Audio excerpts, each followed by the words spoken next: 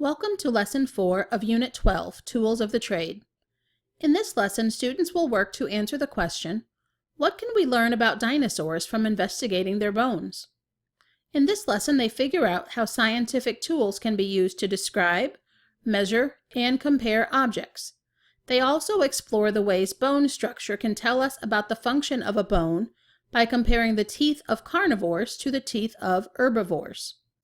In the Engage, use these question prompts and the Science and Engineering practice poster on Student Journal page 2 to lead a class discussion about their ideas. In the Explore, students will participate in an investigation of dinosaur bones by participating in 6 stations. Start by introducing students to the measuring tools that will be used: a ruler, measuring cups, and a digital scale. Ask if they know what each is used to measure, giving time for discussion. Explain that students will use these tools to collect data about their bones. Note that these stations can be done with small groups of students rotating through each one, collecting data in their student journals, or as whole class mini activities. Let's go through each station to see what data students will be collecting.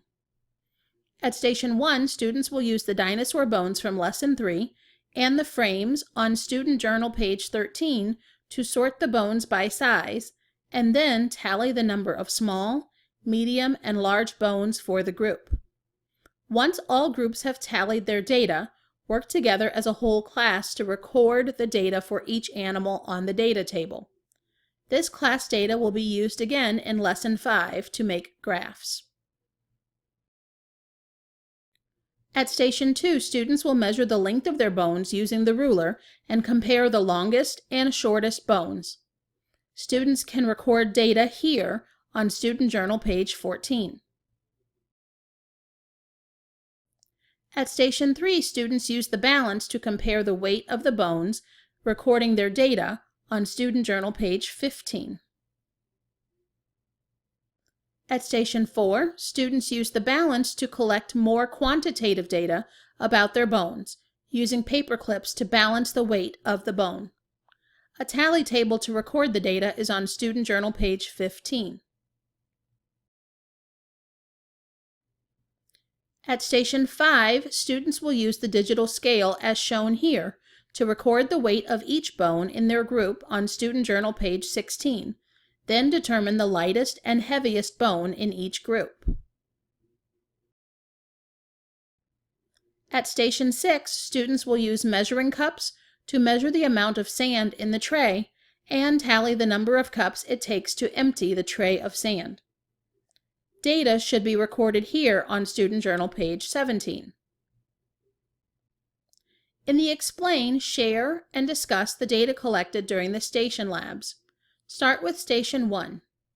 Have each group share out the number of tallies they've made and have students record that tally under Tally Whole Class on Student Journal page 13. You will need this data to make graphs in Lesson 5. For Station 2 data, direct students to their data at the top of Student page 14. And ask the groups to share the length of their longest and shortest bones to figure out the longest and shortest lengths in the whole class. For Station 3 data, direct students to their data at the top of Student page 15. Guide them to understand that they cannot figure out the heaviest and lightest bone in the class using only the balances. The balances only give comparison data. For Station 4 data, direct students to the data at the bottom of Student page 15 and ask them to share out the largest and smallest number of paper clips it took to even out the balance in each group. For Station 5 data, direct students to the bottom of Student page 16, asking student groups to share the weight of their heaviest and lightest bone in their group.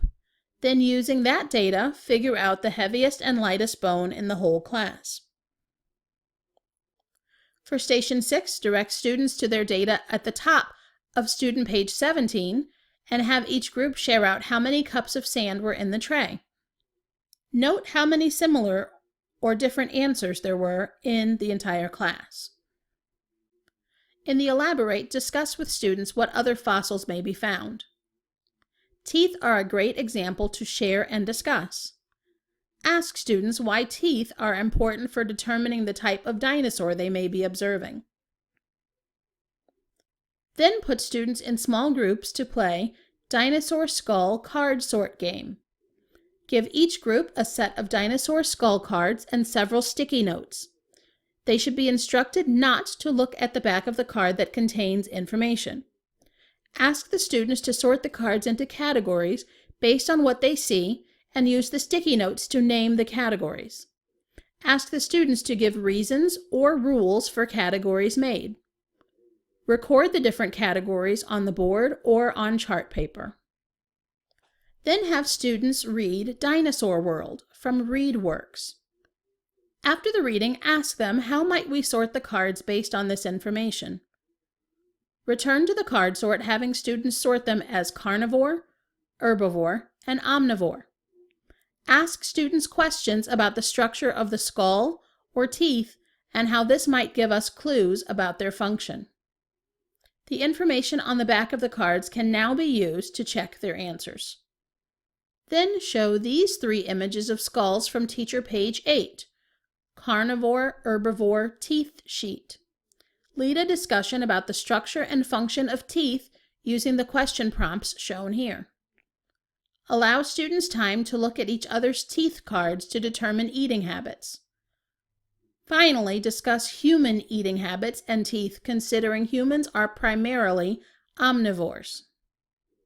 In the Evaluate, students use this question prompt to explain the different types of data collected in their investigations. Be sure to point out the difference between comparing and measuring. Close the lesson by asking students, what have we figured out so far that can help us explain how we can see a picture of a dinosaur even though they are extinct? What new questions do you have? By the end of this lesson, students will describe, measure, and compare different objects based on length and weight. They will also compare and contrast carnivores and herbivores based on fossil evidence.